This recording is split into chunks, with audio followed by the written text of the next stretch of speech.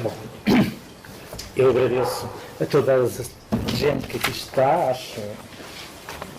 enfim, fico espantado com a mobilização das pessoas no mês de agosto para um assunto destes, sobretudo tratando-se de um desconhecido de alguma maneira.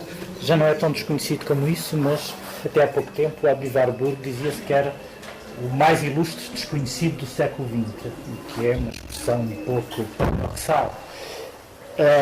Mas antes de entrar propriamente na questão, há aqui algumas apresentações prévias e metodológicas que se calhar é bom fazermos, porque apesar de tudo vamos estar aqui mais de uma semana e portanto convém definir bem as regras e os princípios. Eu estive a ver as vossas fichas para saber a proveniência das pessoas em termos de proveniência académica, de formação, etc., porque evidentemente isso determina o meu discurso, o lugar de onde falo. Tenho que saber de que modo é que posso estabelecer o diálogo e verifiquei, evidentemente, que a maior parte das pessoas, de alguma maneira, tem a ver com o ensino ou o estudo das artes. Eu gostaria de, num momento em que nós estejamos aqui, provavelmente isso no início vai ser mais difícil, mas que se sinto à vontade para me interromper e para fazer perguntas, porque acho que facilita mais até o esforço que eu possa fazer para explicar eventualmente algumas coisas que possam ser de mais difícil compreensão ou em relação às quais eu não tenha tanto talento para conseguir numa primeira tentativa explicar. E portanto, se as pessoas me ajudarem com perguntas a dirigir o meu próprio discurso, eu até ficarei agradecido e portanto não tenho hesitações em interromper-me sempre que isso for necessário. E portanto, feitos os agradecimentos iniciais, e mais uma vez estou reconhecido por este auditório também ilustre, tão ilustre como ilustre é a figura da qual vamos falar, eu vou hoje dedicar-me a primeira sessão, evidentemente, numa apresentação do Abivar Burg em termos muito genéricos, e vamos entrando um pouco nas questões mais teóricas e reflexivas e conceptuais que têm a ver, enfim, com todo o corpus de pensamento do Warburg. Bom, há bocado eu estava a definir o Warburg, de resto a definição não é minha, como um ilustre desconhecido, porque na verdade até quase o início deste século, provavelmente até meados dos anos 90, pouco se falava do Warburg. Digamos que ele escondia-se, era uma figura, um nome que se escondia por trás de uma instituição importantíssima, que é o Instituto Warburg em Londres, mas por vezes a maior parte das pessoas nem sabia a que é que aquele nome correspondia e identificava-o imediatamente com a instituição e não com o nome do seu fundador. De tal modo que muitas pessoas dizem Warburg em inglês para se referir ao Instituto, precisamente porque não sabem que por trás desse Instituto está o nome próprio, que é o de um alemão nascido em Hamburgo e que se definia a si próprio como judeu de sangue, hamburguês de coração e florentino de alma.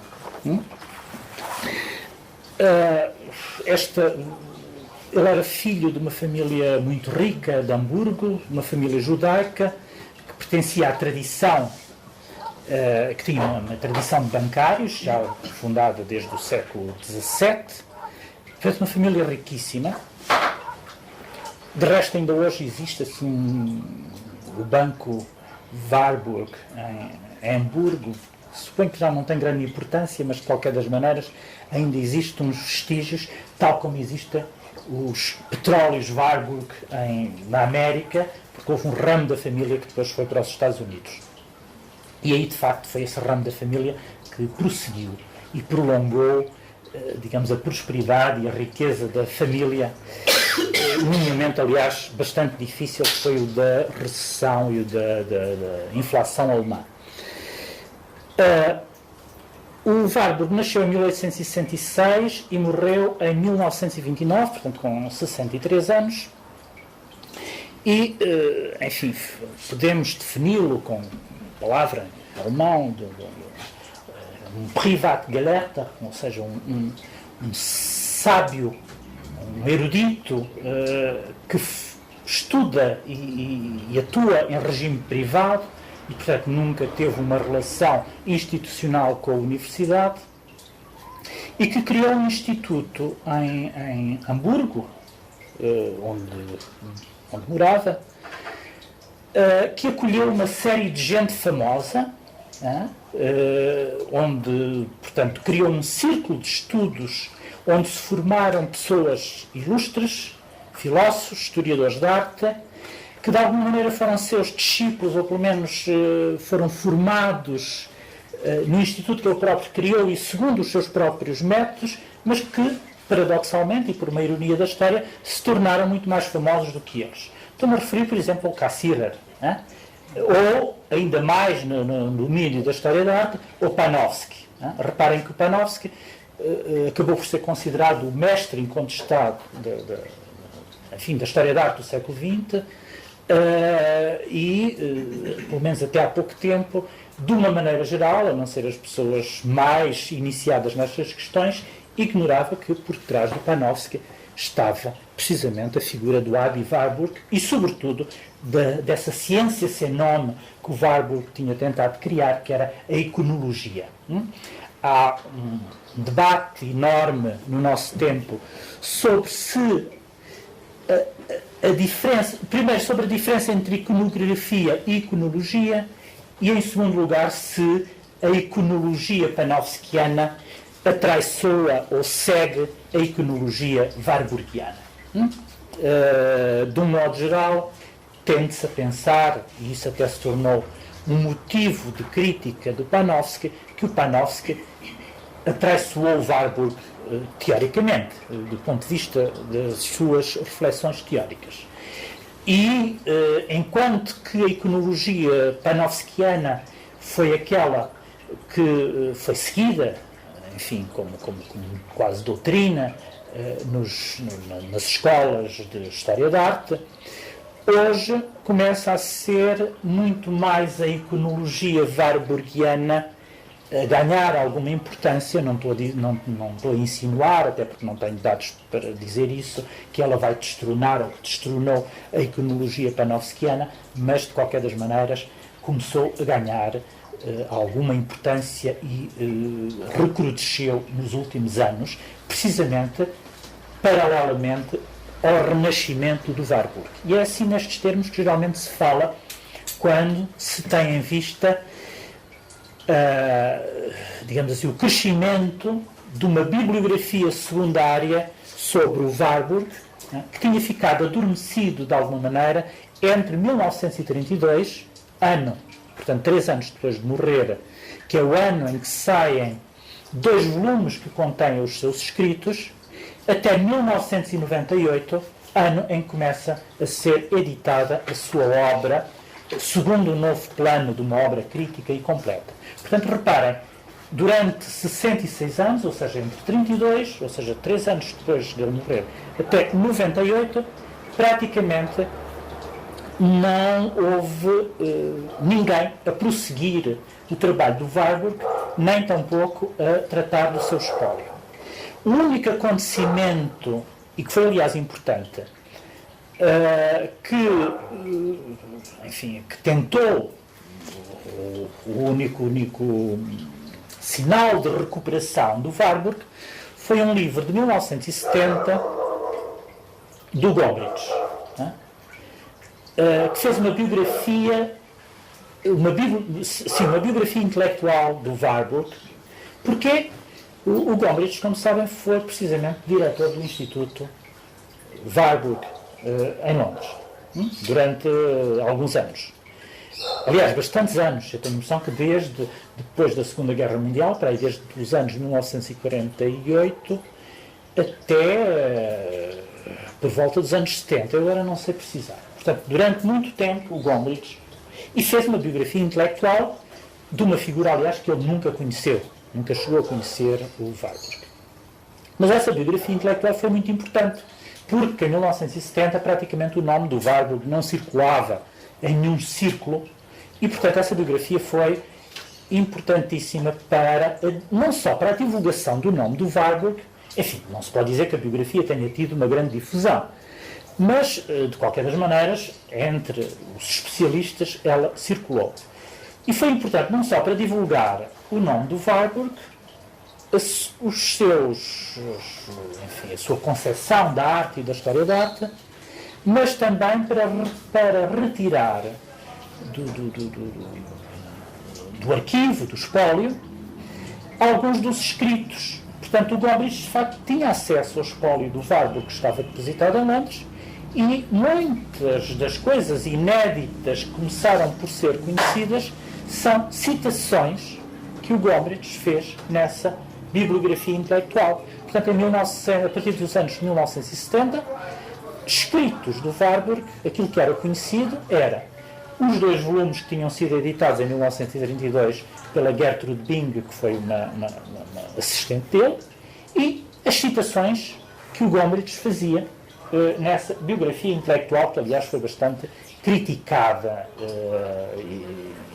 enfim, mais tarde pelos especialistas, que diziam que o Gombrich de facto não tinha entendido muito bem muitas das lições do Warburg, e que portanto o tinha, digamos assim, enxertado de uma maneira um pouco, eu ia dizer fraudulenta, provavelmente a palavra é um pouco exagerada, mas de quem não tinha, digamos, tinha outro método e outra concepção da história da arte, e portanto não estava exatamente à altura de perceber aquilo que era o alcance da doutrina warburgiana, se é que de doutrina se pode falar. E eu digo isto porque de facto aqui neste contexto a palavra doutrina é muito duvidosa, porque ele foi tudo menos um doutrinário ou alguém que tentou arranjar ou conceber ou formular um sistema teórico. Aquilo que não existe de todo no Warburg é qualquer espécie de sistema. Bom, esses escritos publicados em 1932 são sobretudo os textos de conferências que ele deu. Portanto, o Warburg, qual é, no fundo, a herança warburgiana? Difícil de gerir, aliás. Muito difícil de gerir. E provavelmente esse ato entre 32 e 98, em que começaram novamente a ser editados os seus escritos, segundo um novo plano enfim, de uma obra completa, esse grande ato tem a ver precisamente com a dificuldade em tratar o espólio, que é constituído por enfim, não só pelas suas coleções, por aquilo tudo que ele acumulou, imagens e escritos, mas sobretudo pelas notas que ele tirava. Era uma pessoa que não tinha muita facilidade em escrever não era propriamente o seu métier, sofria muito para escrever. Dito isto, os seus textos são fabulosos, não estão longe depois enfim, de nós termos uma ideia de que ele de facto tinha tanta dificuldade, mas ele, por cada página de texto definitiva que deixava escrito, acumulava pelo menos atrás dele umas 100 páginas de notas. Era de facto um erudito, e tudo isto é dificílimo de tratar. Fazer aquele imenso material de notas e de observações e de citações que ele deixava atrás de si, e que faz com que cada um dos seus artigos e cada uma das suas conferências tenha como vestígios um material imenso. Portanto, ele nunca publicou nenhum livro. É alguém, a sua obra não é constituída por nenhum livro. E, portanto, a grande herança do Warburg podemos, talvez, defini-la em 3 itens, ou em três dimensões, digamos assim. Uma é o seu próprio exemplo pessoal enquanto estudioso, erudito e de indivíduo que se dedica de alma e coração à sua, enfim, à missão que ele próprio e à ciência sem nome que ele tentou criar. E essa dedicação e esse exemplo individual tem por trás de si uma série de anedotas que até são interessantes de serem contadas, que fazem parte, digamos assim, da cena primitiva do Warburg e que circulam. O próprio Gombrich, na sua biografia intelectual, fala disso. Digamos, a cena primitiva fundamental terá sido o momento em que ele, primogênito de uma família, primogênito de uma irmandade, uma família que tinha 6 irmãos, 6 ou 7, não me lembro agora. Aliás, alguns deles também ilustres. Há um Warburg na família, que agora não sei dizer quem é, que suponho que foi Prémio Nobel da Química, portanto, estão a ver. Ele consta-se, fazia parte, digamos, dos mitos familiares, que ele teria convocado o seu irmão imediatamente a seguir, que se chama Max, quando tinha 13 anos ou 14, e faz uma proposta desonesta que correspondia ao seguinte: eu prescindo de gerir os bens da família, e na altura os bens da família não era coisa pouca, era uma coisa imensa, declino em ti essa obrigação, podes herdar tudo o que quiseres, ficas, portanto, responsável pela herança e pela gestão dos bens, na condição de me forneceres dinheiro para eu fazer uma biblioteca. O irmão, evidentemente, achou que isso era peanuts, como se diz hoje, em relação àquilo que era a riqueza imensa da família, e aceitou a proposta. De facto, ficou-lhe cara essa aceitação, porque quando veio a inflação alemã, de facto o ramo alemão da família começou a ter dificuldades em sustentar aquela biblioteca, que era uma biblioteca voraz e para a qual era preciso imenso dinheiro. E foi precisamente o dinheiro vindo da América que permitiu continuar a alimentar a biblioteca e a alimentar os bolsos do Warburg para comprar livros. A biblioteca, quando em 1933, quando foi para Londres, tinha cerca de 60 mil volumes. Não é assim também um número tão escandaloso. Perguntarão, mas enfim, 60 mil volumes não é, para uma família tão rica, não parece não justificar algumas dificuldades. Mas, de facto, enfim, havia livros raros, havia coisas muito caras, e há aqui outra pequena história. Evidentemente, a biblioteca, importa saber isso. O que aconteceu em 1933, estão vocês, enfim, a ver o que foi. Quer dizer, tratava-se de uma família judia, os perigos eram imensos, trata-se do ano da ascensão do Hitler ao poder, e, portanto, tudo aquilo, todo o espólio do Warburg e, sobretudo, da biblioteca, estava em risco. E foi necessário, clandestinamente, salvar a biblioteca. E então aportaram 2 navios numa noite em Hamburgo, no porto de Hamburgo, e durante a noite, clandestinamente, os livros foram todos transportados para os barcos, e os barcos seguiram em direção a Londres e chegaram a Londres. Por causa, enfim, dos tumultos e do momento tumultuoso da história em que se vivia nesse momento, e também porque na altura ninguém sabia muito bem o que havia de fazer aquilo, essa biblioteca e todo o arquivo, não era apenas a biblioteca, importa, eu estava a esquecer este pormenor, era sobretudo um imenso arquivo de imagens também. Ora, todo esse imenso arquivo de imagens, toda a biblioteca, foi depositado em Londres em armazéns, e só depois da quando acaba a Segunda Guerra Mundial, é que é integrada na Universidade de Londres, e é nesse momento que dá lugar àquilo que se chama hoje o Instituto Warburg, em Londres, que é um centro de estudos de História da Arte importantíssimo. Sendo muito embora um centro de estudos de História da Arte importantíssimo, de certa maneira não se pode dizer que prosseguiu a herança warburgiana, a herança intelectual warburgiana.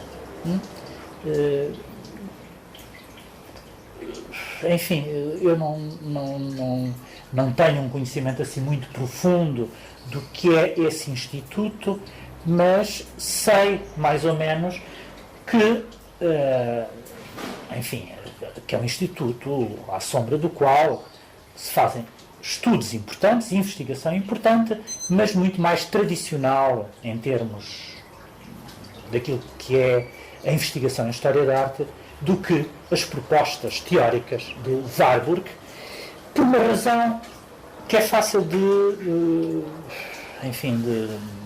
prever, que nós percebemos muito bem. Digamos, aquilo, primeiro porque a novidade do Warburg e as suas propostas eram, de facto, bastante difíceis de ser assimiladas por outrem. E, em segundo lugar, porque, digamos, a tradição inglesa, a tradição pragmática inglesa e a tradição histórica inglesa, de estudos de história, era dificilmente compatível com aquilo que o Warburg tentou fundar e a que ele chamava uma Kulturwissenschaft unitária. Kulturwissenschaft era, digamos assim, a ciência, o modo como ele se próprio definia, alguém que... uma ciência da cultura, que tentava fundar uma ciência da cultura segundo determinados moldes. Kulturwissenschaft significa precisamente ciência da cultura. Importa, aliás, dizer o seguinte: também nós provavelmente temos alguma dificuldade aqui em perceber o que é isto de uma Kulturwissenschaft, sobretudo porque proliferou nos últimos anos cursos de ciências da cultura e nós podemos tender a pensar que aquilo que aqui chamamos de ciências da cultura se sobrepõe ou corresponde à Kulturwissenschaft como ramo do saber, como disciplina, tal como os alemães a entendem. Não é exatamente, é difícil de sobrepor as duas coisas, elas não encontram facilmente tradução uma na outra, nem pouco mais ou menos. Eu suponho que aqui na audiência há pessoas alemãs, em relação a isto, saberão mais do que eu, ou têm uma percepção mais justa da diferença entre aquilo que nós aqui chamamos de ciências da cultura, e, no fundo é uma disciplina nova, ligada sobretudo aos departamentos de comunicação social, e aquilo que na tradição alemã é a Kulturwissenschaft e aquilo que são os grandes Kulturwissenschaftler alemães, dos quais o Warburg é um dos exemplos provavelmente mais ilustres. Bom, esta ideia do Warburg, de uma Kulturwissenschaft unitária, significava nada mais, nada menos do que uma abolição das fronteiras entre as várias disciplinas. E, portanto, é alguém que se move no terreno da antropologia, da psicologia. Reparem que ele é contemporâneo do Freud, ele é o Freud. Aliás, provavelmente os grandes autores modernos que ele leu, para além da grande erudição em História da Arte, é Freud, Nietzsche,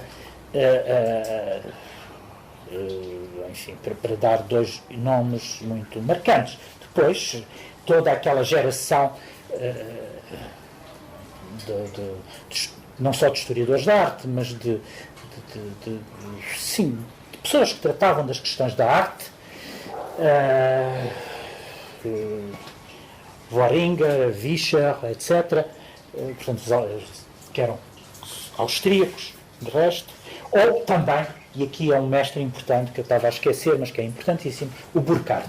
O Burckhardt é uma figura fundamental, uma referência fundamental do Warburg. E, portanto, digamos, é muito difícil, ou seria errado e redutor, reduzir o Warburg a um historiador de arte.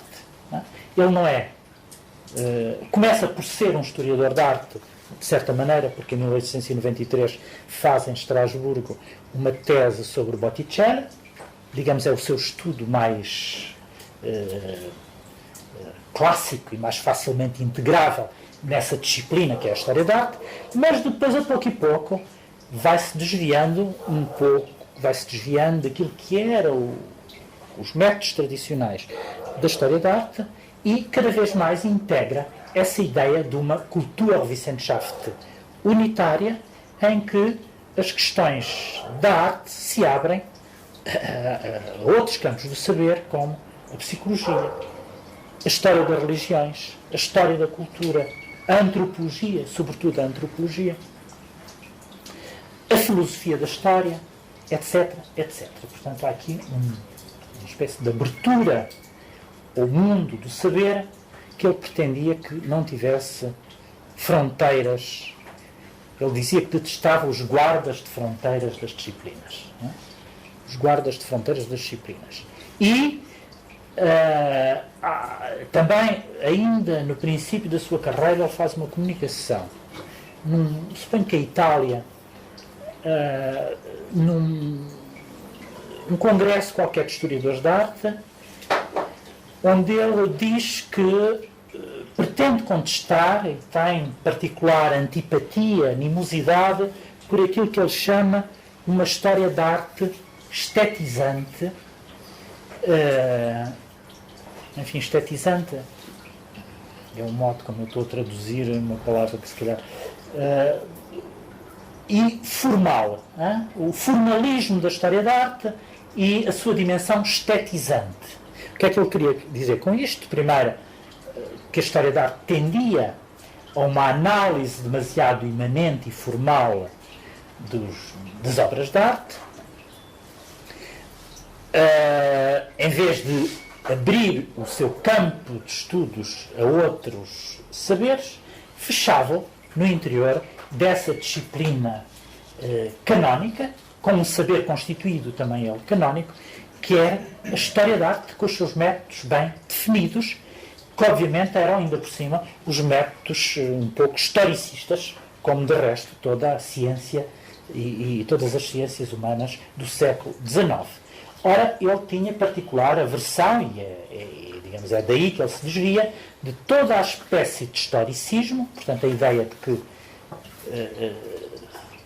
enfim, de que a história é um processo linear em direção a um fim, e que, de certa maneira, repare, esta ideia, esta concepção da história como uma história linear e progressista, tinha a sua correspondência na história da arte, como a ideia de que a arte também estava sujeita a esse percurso de evolução.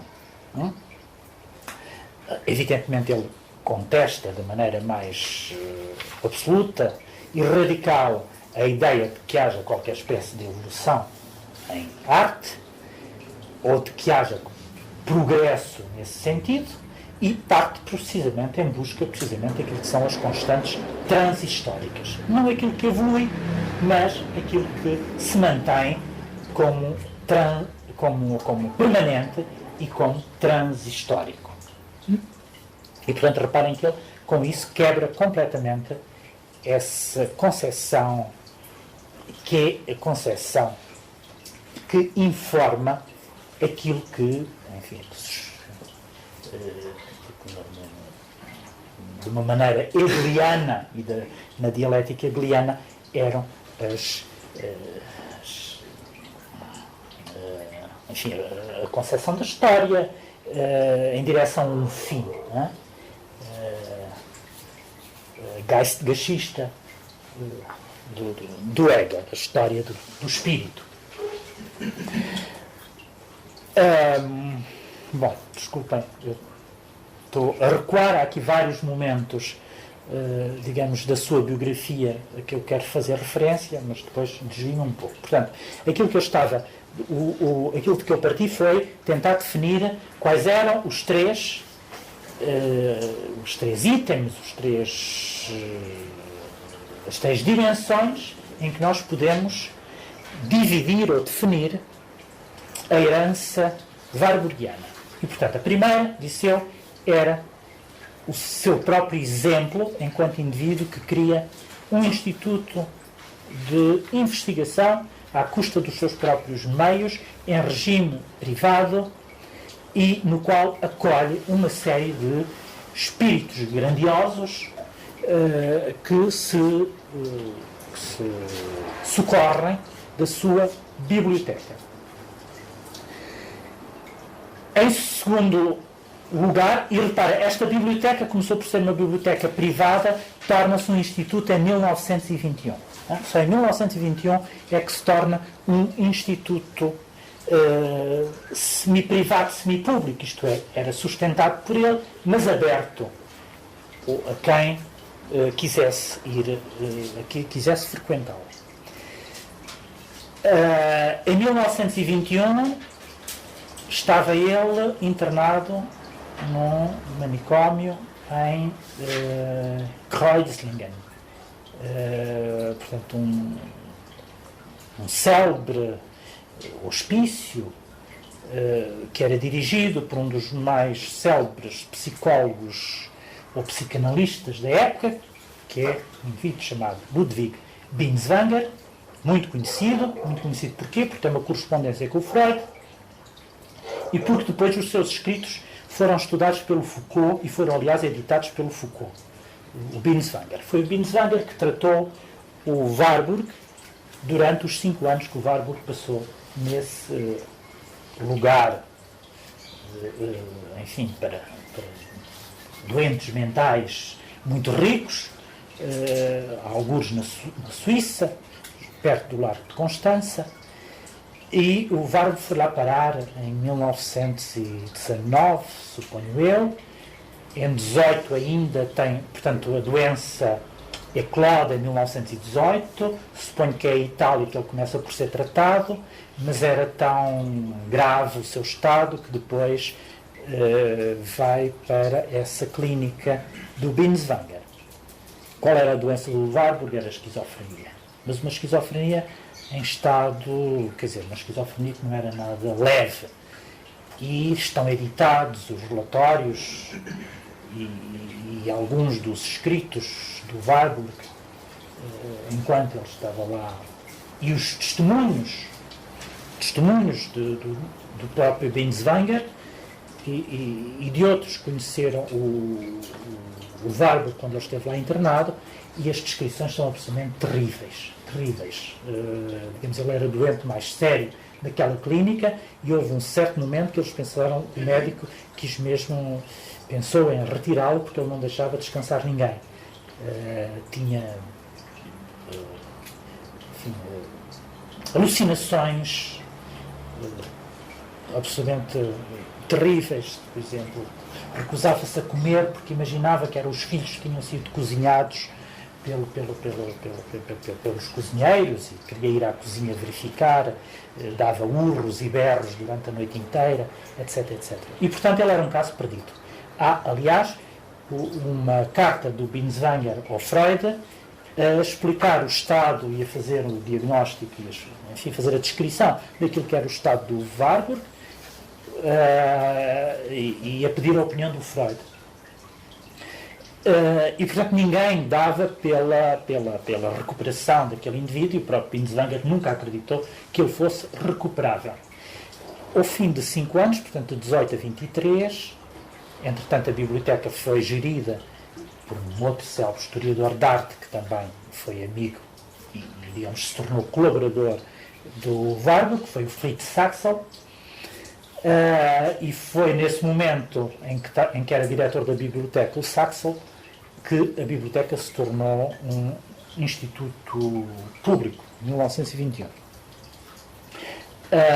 Mas estava eu a dizer que, portanto, a recuperação do Warburg, que ninguém acreditava nela, portanto, ele estava destinado a ser um doente crónico, o próprio médico não acreditava, mas a pouco e pouco parece que ele vai recuperando. E em 1923, ele, já convencido de que estava capaz de ir para o exterior, de regressar a casa e de fazer a sua vida normal, coisa que o médico não acreditava. Ele propõe ao médico um desafio, que era o de fazer uma conferência lá na clínica e, através dessa conferência, a que toda a gente assistiria, o seu estado mental seria testado. A conferência durou não sei quanto tempo, 1h30 ou 2 horas. Acho que os outros doentes, coitados, nunca tinham sido submetidos a tão grandes provações, nem sequer quando passaram eventualmente, antes de lá estar, pelos choques elétricos. A maior parte das pessoas adormeceram, mas ele fez a sua conferência, que foi uma conferência célebre, que aliás é uma das coisas dos livros que estão publicados, que tem uma certa autonomia, que é chamado Ritual da Serpente, que é uma espécie de incursão antropológica. É o único estudo assim de caráter mais antropológico do Warburg. Chama-se o Ritual da Serpente. Qual é a história dessa? Importa contar a história desse estudo que constituiu a matéria da sua conferência. Em 1900, portanto 28 anos antes, ou seja, 1995, ele tinha ido aos Estados Unidos ao casamento de um irmão. O irmão vivia em Nova Iorque e casou-se em Nova Iorque. Portanto, ainda eram muito novos. Ele detestou Nova Iorque e tratou de fugir o mais rapidamente possível. Tinha tido uns contactos com um célebre, enfim, antropólogo, linguística, etc., que era o Franz Boas, que enfim, tendo-lhe apresentado uma espécie de projeto de investigação do que é que queria fazer na América durante os meses que lá passava. Acho que o Franz Boas lhe aconselhou, em função daquilo que ele queria fazer, a ir visitar umas tribos do Novo México. Ele foi visitar as tribos do Novo México e lá conviveu com os índios do Novo México, com essa tribo, os chamados os índios Pueblo, durante algum tempo, e trouxe de lá imensa documentação, sobretudo fotografias que ele fez. E foi lá que assistiu a esse Ritual da Serpente. Importa dizer que essa tribo vive quase no deserto, portanto, num ambiente árido, seco, e sobretudo viviam, como aliás nessa conferência o Warburg os descreve, ainda numa espécie de meio termo, num intervalo da história, digamos assim, entre a modernidade, isto é, de alguém que já tinha adquirido, ou que estava em vias de adquirir, as ferramentas racionais que são fornecidas pela modernidade, mas que, na maioria dos aspectos da sua vida, ainda estavam submetidos não é a palavra, que viviam ainda conformes ao raciocínio, à maneira de pensar, o modo de vida própria de um pensamento mágico ou religioso. E é nesse aspecto que a serpente aparece aí como um símbolo. A serpente era, para eles, o símbolo de invocação da chuva. Digamos, a preocupação máxima dessa tribo, obviamente, aquilo que lhes garantia a sobrevivência ali no meio do deserto, era que chovesse. E, portanto, todos os rituais religiosos que eles faziam era no sentido de propiciar a chuva, e a serpente tinha-se tornado o símbolo propiciador da chuva, e esse ritual era um ritual de invocação da serpente como propiciador da água. Reparem que a serpente é também um símbolo na civilização ocidental completamente ambíguo, porque é tanto aquilo que mata como aquilo que cura, não é? Tem essa particularidade, como sabe, o símbolo das farmácias é a serpente, portanto, e ao mesmo tempo a serpente tem, como símbolo, tem depois toda a simbologia, não só de qualquer coisa diabólica, mas também mortal, ou mortífera. E, portanto, o veneno da serpente é tanto aquilo que mata como aquilo que cura, porque daí se pode fazer os medicamentos. Bom, isto é importante, mas depois, quando falarmos mais tarde, eu desenvolverei isso um pouco mais. Esta duplicidade, esta simbologia ambígua ou dupla da serpente. E, portanto, ele tinha assistido 28 anos antes a esse ritual da serpente. O que é que ele tinha lá descoberto? Enfim, que foi esta intuição que ele teve na altura, teve-a como intuição, depois vem a formulá-la explicitamente. Que éramos todos, como é que ele diz? Todos, citando o Goethe, aliás, todos primos, todos irmãos. Ou seja, ele descobre, espantado, mas de alguma maneira já desenvolvendo uma leve intuição que ele tinha tido antes, que uma tribo do Novo México, que não tinha nenhum contacto com a civilização ocidental, fornecia um certo número de gestos e de formas expressivas que eram aquelas que eram próprias da cultura europeia ocidental, portanto. E, portanto, daí nasce tudo aquilo que vai constituir, digamos assim, o centro da sua problemática teórica, que é o de descobrir como é que se circulam, como é que digamos, como é que se transmite e como é que renasce todo um conjunto de símbolos e de expressões que são próprios da antiguidade pagã, ou que nasceram na antiguidade pagã, e que, no entanto, vão renascer na modernidade. E, portanto, aqui o grande problema histórico que o Warburg estuda é a dos renascimentos. Mas o Rinascimento italiano é apenas o exemplo maior daquilo que é o renascimento da idade do paganismo antigo. Ele vai descobrir que esse paganismo antigo está constantemente a renascer, por mais que avancemos, digamos assim, do ponto de vista civilizacional e cultural. E, portanto, em 1923 ele faz essa conferência, coisa espantosa, a partir das fotografias e das notas que tinha tirado, e de facto convence o Binswanger que está em condições de regressar a casa em Hamburgo e de novamente dirigir a sua biblioteca e o seu centro de estudos. E assim acontece. Ele regressa a Hamburgo em 1923 e dirige até 1929, ano em que morre com um ataque cardíaco.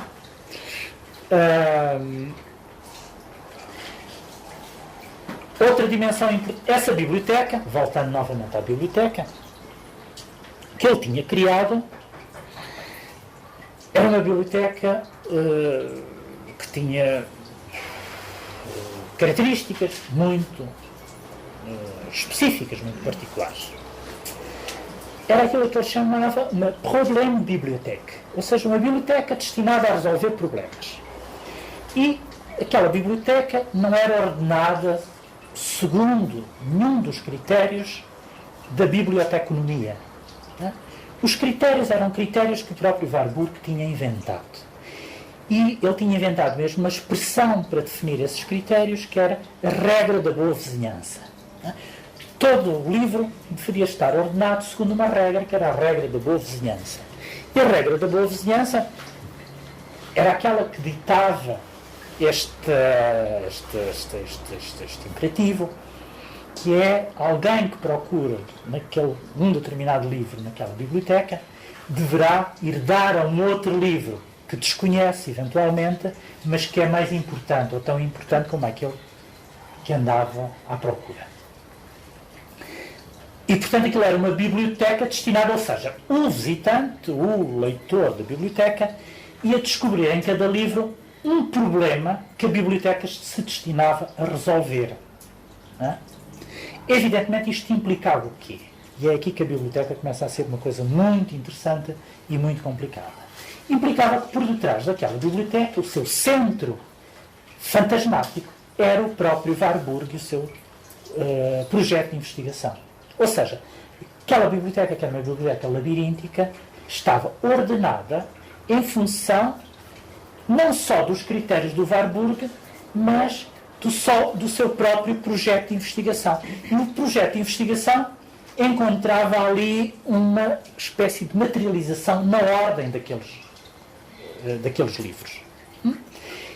Isso significava que, à medida que ele ia progredindo na investigação, a ordem dos livros ia-se alterando. Aliás, aquela era uma biblioteca em movimento e ele ampliou-a imenso e tinha mesmo elevadores que ele montou, aparelhagem altamente sofisticada para que os livros pudessem subir e descer de andar, porque os livros estavam sempre em movimento e ele ia ordenando-os em função do andamento da sua própria investigação. Aliás, isto é ele com os irmãos, alguns. Ele é este que está aqui à direita, sentado.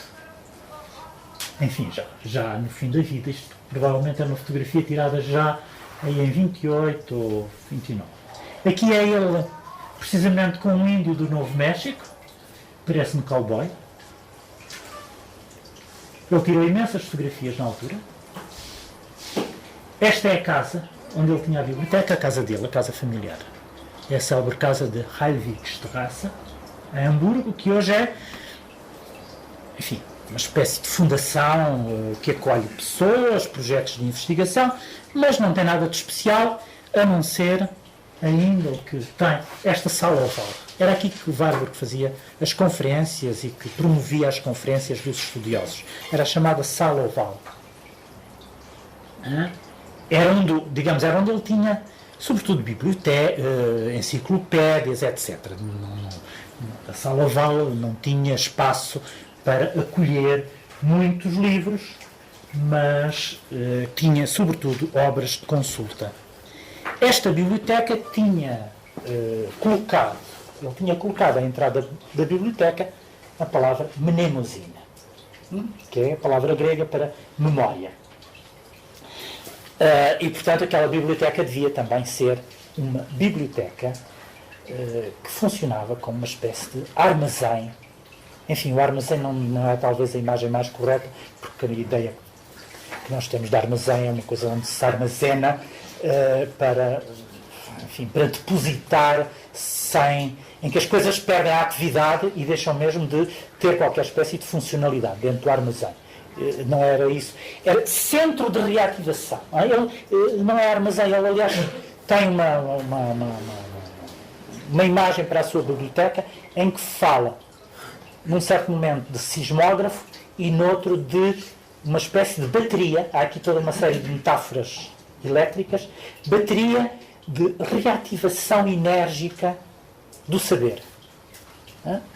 Era assim. Isto é outra imagem da sala oval na casa dele em Hamburgo. A certa altura nós vimos ali a fachada do prédio. Ele depois prolonga, faz obras, não sei se comprou o prédio ao lado ou se já era da família, mas a biblioteca passa também para o prédio ao lado. Isto são imagens do célebre Atlas. Ou seja, para além da biblioteca... Mas antes de chegarmos aqui, a biblioteca é uma descrição muito fabulosa da biblioteca que é feita, a certa altura. Portanto, quando ele estava em Kreuznach, o Cassirer visitou a biblioteca, portanto, quando o Saxel dirigia a biblioteca. Existe um depoimento breve, aliás, eu julgo que foi o Cassirer que fez o elogio fúnebre do Warburg, mas existe nas memórias da mulher do Cassirer uma passagem onde ela fala da primeira vez, onde ela conta a primeira vez que o marido visitou essa biblioteca. E diz o seguinte: lembro-me que Ernst, depois da sua primeira visita à biblioteca, entrou em casa num estado de viva excitação, coisa raríssima nele, e contou-me que essa biblioteca era algo absolutamente único e grandioso, que o Dr. Saxel, que lhe tinha mostrado, lhe tinha parecido um homem verdadeiramente maravilhoso e original. Ernst considerou, no entanto, que depois da visita guiada através das longas filas distantes, tinha sentido necessidade de lhe dizer: não regressarei aqui, porque neste labirinto acabaria por me perder.